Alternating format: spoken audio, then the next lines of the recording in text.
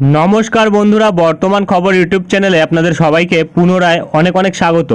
তো বন্ধুরা, আবারও কিন্তু বঙ্গের আবহাওয়ার আপডেটে বড়সড় পরিবর্তন, কারণ আবারও কিন্তু নিম্নচাপের জেরে আমাদের দক্ষিণবঙ্গের ওপর ভারী থেকে অতি ভারী বৃষ্টি থাকতে পারে টানা দুদিন, এবং এরই সাথে আমাদের দেশের বিভিন্ন প্রান্তে কিন্তু বৃষ্টির সম্ভাবনা রয়েছে 31 তারিখ অর্থাৎ আজ থেকে আগামী 5 দিন অবধি। এবং এরই সাথে আমাদের দক্ষিণবঙ্গে কিন্তু বৃষ্টি হতে পারে, যদিও এই ব্যাপারে কিন্তু আমাদের মৌসুম ভবন তেমন কোনো আপডেট না দিয়ে থাকলেও আমাদের আলিপুর কিন্তু অন্যরকম কথা বলছে। আলিপুর কি আপডেট দিয়েছে তা কিন্তু দেখাবো আমরা এই ভিডিওতে, এবং এরই সাথে আমাদের দক্ষিণবঙ্গে বৃষ্টি কবে হচ্ছে, কতটা পরিমাণ থাকছে বৃষ্টির তা কিন্তু দেখাবো। এবং যেই ঘূর্ণিঝড়টি দেখিয়েছিলাম যেটি কিন্তু নিম্নচাপে পরিণত হয়েছিল, সেটি কিন্তু আবার ক্রমশ শক্তি বাড়িয়েছে। শক্তি বাড়িয়ে কোন দিকে অগ্রসর হচ্ছে তাও কিন্তু এই ভিডিওতেই আমরা দেখাবো। তাই আবহাওয়া সম্পর্কিত বিস্তারিত আপডেট জানতে হলে ভিডিওটি অবশ্যই শুরু থেকে শেষ অবধি দেখবেন, এবং ভালো লেগে থাকলে একটি লাইক করবেন। আর আমাদের ভিডিওটির নিচে একটি লাল রঙের সাবস্ক্রাইব বাটন আছে, সেটিকে টিপে তার পাশে থাকা বেল আইকনটিকে অল অপশানে দিয়ে আমাদের সাথে থাকবেন। এবং আপনারা বর্তমানে ভিডিওটি কোন জেলা বা জায়গা থেকে দেখছেন, সেখানকার আবহাওয়ার পরিস্থিতি কেমন আছে তা কিন্তু অবশ্যই কমেন্ট বক্সে কমেন্ট করে জানাতে ভুলবেন না। তো চলুন বন্ধুরা, আমরা ভিডিওটিকে শুরু করব, তবে তার আগে দেখে নেব আমাদের ভারতীয় মৌসুম ভবন ও আলিপুর আবহাওয়া দপ্তর কী বলছে।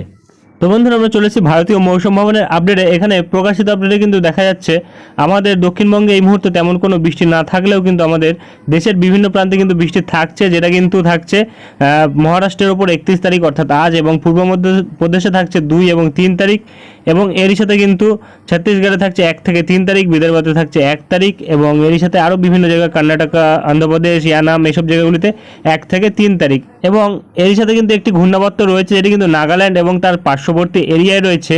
এর প্রভাবে কিন্তু বৃষ্টি থাকবে, 40 থেকে 50 কিলোমিটার বেগে ঝোড়ো হাওয়া থাকবে। অরুণাচল প্রদেশ, ত্রিপুরাতে থাকবে, যেটা কিন্তু 31 তারিখ অর্থাৎ আজ থাকবে, এবং তার সাথে মাঝারি বৃষ্টি, বজ্রপাতও থাকবে। এবং তাপমাত্রা কিন্তু বিভিন্ন জায়গায় বাড়বে, তবে উত্তর পশ্চিম ভারতবর্ষে তাপমাত্রা কমেছিল, তবে আবারও কিন্তু বাড়ার সম্ভাবনা থাকছে। এবং এর সাথে কিন্তু তেমন কোনো পরিবর্তন লক্ষ্য করা যাবে না, আমাদের পশ্চিম ভারতবর্ষের বিভিন্ন জায়গাতে বলা হয়েছে।